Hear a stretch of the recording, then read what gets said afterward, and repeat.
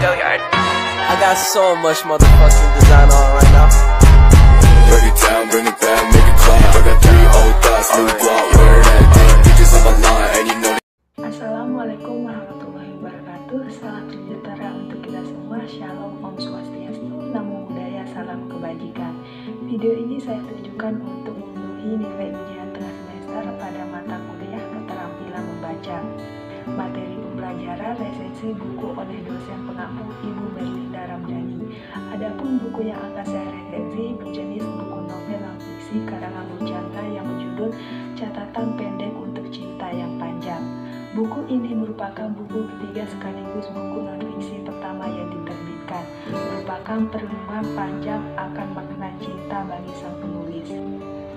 Tidak dapat dipungkiri, jari jemari mahir Boy Chandra selalu sukses melahirkan karya yang menarik, salah satunya buku ini, buku yang akan saya resensi.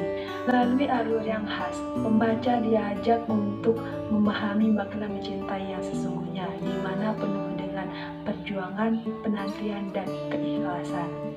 Novel ini menceritakan kisah nyata perjalanan cinta Boy Chandra, di mana di bagian pertama novel ini berisi tentang perasaan Boy terhadap seorang wanita. Tetapi Boy bingung antara ingin mengungkapkan perasaannya atau memendamnya. Boy takut cintanya tidak berbalas, akan tetapi memendam akan berakhir penyesalan.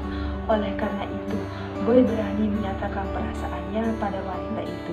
Akan tetapi jawabannya wanita itu sudah memiliki kekasih. Boy menyesal karena terlambat mengungkapkan perasaannya.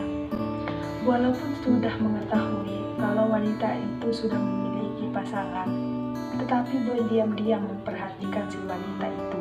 Hingga pada suatu saat Boy mengetahui kalau si wanita itu sudah putus dengan kekasihnya.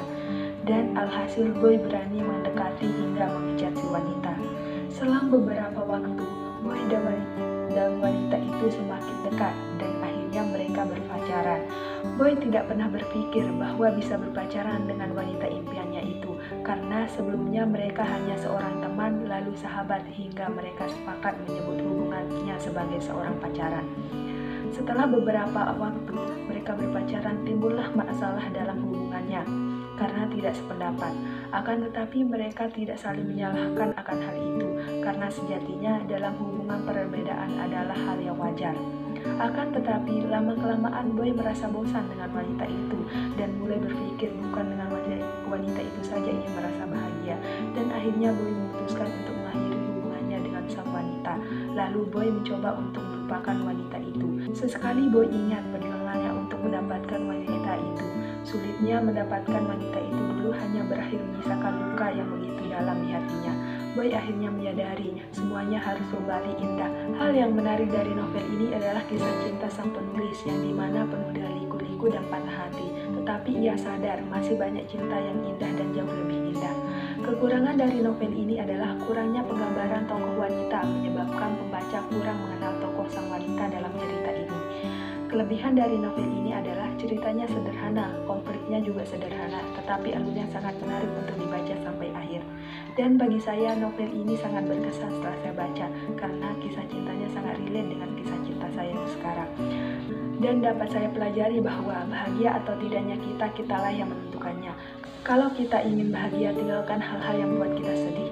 Novel ini sangat cocok untuk anak muda yang sedang banyak masalah atau patah hati, karena setelah bacanya kita akan mendapatkan pencerahan. Dan buku ini juga cocok untuk orang yang ingin membaca novel percintaan namun tidak menginginkan bacaan yang berat. Sekian video ini dari saya. Assalamualaikum warahmatullahi wabarakatuh.